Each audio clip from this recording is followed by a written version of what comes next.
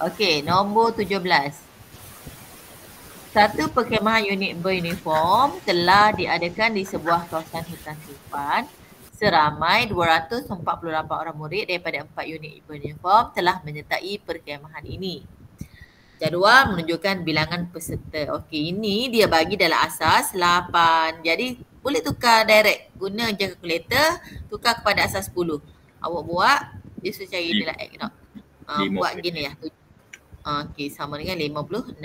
Jadi kita nak tahu X sama dengan 248 tolak 56 tolak 52 tolak 65. Okey, berapa dapat?